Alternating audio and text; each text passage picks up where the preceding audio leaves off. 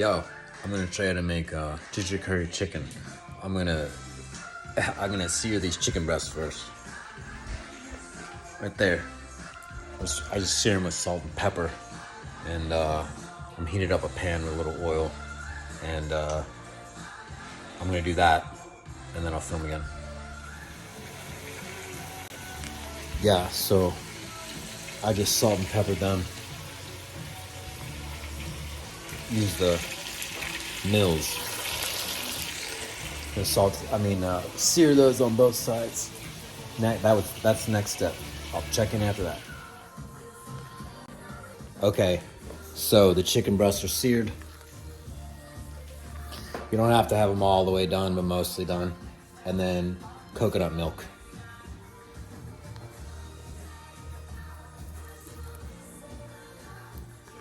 I usually do 2 of those, 4 because we got extra people tonight. I'll check in after that.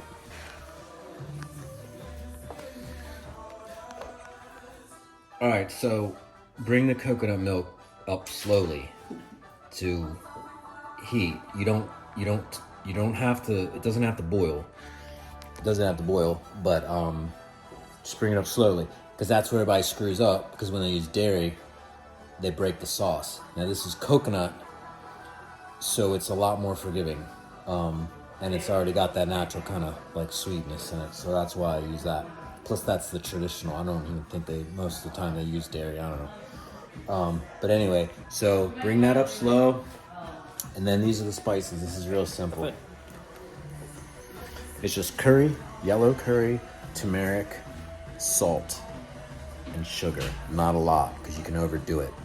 And when you do the sugar, it's not like you can't taste it like salt right away. Like when you salt and pepper to taste, it takes a while for it to kick in. So don't overdo the sugar. Like you gotta, sometimes I've done it where I put too much sugar in and then the next day I taste it. So it takes a while for that to kick in. So just don't overdo it. You're way better underdoing it.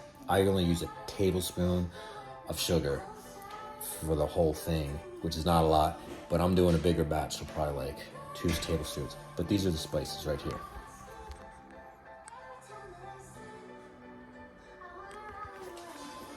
And ground ginger, and I'll tell you a trick about that. Fresh ground ginger, but trick, freeze if you want to use that ginger, keep it for later, freeze it, it lasts forever, and it grates easier. You just scrape it on there, and it grates way better than when it's thawed out. All right, I got the sauce heating. Oh shit! I'm gonna add those spices, and then I'll check back in.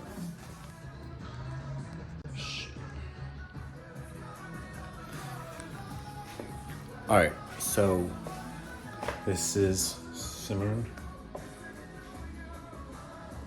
It's the coconut milk, the turmeric, salt. I added a little bit of cayenne pepper because that's what you should heat it with. And I guess we're gonna do a little bit spicier. So, still bringing up slow heat. We added the ginger and the sugar. Salt. Don't put a whole lot of salt, like probably, I think maybe like half a tablespoon, teaspoon, I don't know, just salt and pepper taste. But so what we're doing is chopping up the chicken breasts in thirds, and putting those in the sauce. Once the sauce comes up, I turn up the heat and let that, I guess, cook on probably like low, medium low for like an hour, and then turn it down to low, and then kind of ride it out till, just check the chicken like with a fork and just make sure it's done. That's it. It's always better the next day because all the spices sit. So a lot of times I do it the day before, and then let it sit cool before I go to bed. I'll put it in the fridge and then have it the next day because everything melts a lot quicker, and that sugar gets in with the coconut and activates the sweetness. And again, don't oversweeten it.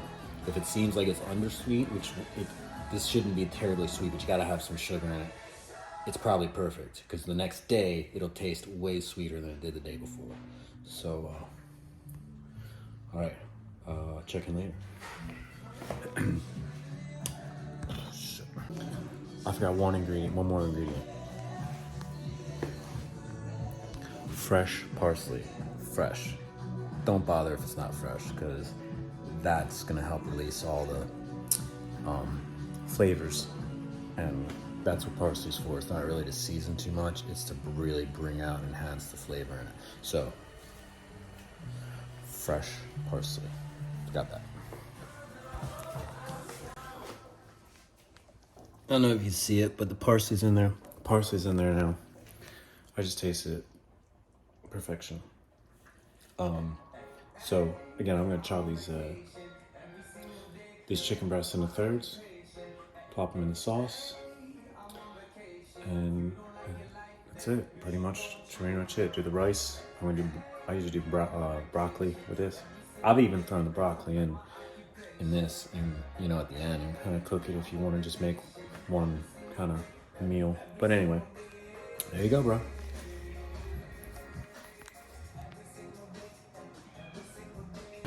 All right, last check-in. This is the final simmering Nick's ginger curry. I just tasted spot on. So, all right, bro, try it sometime. See you.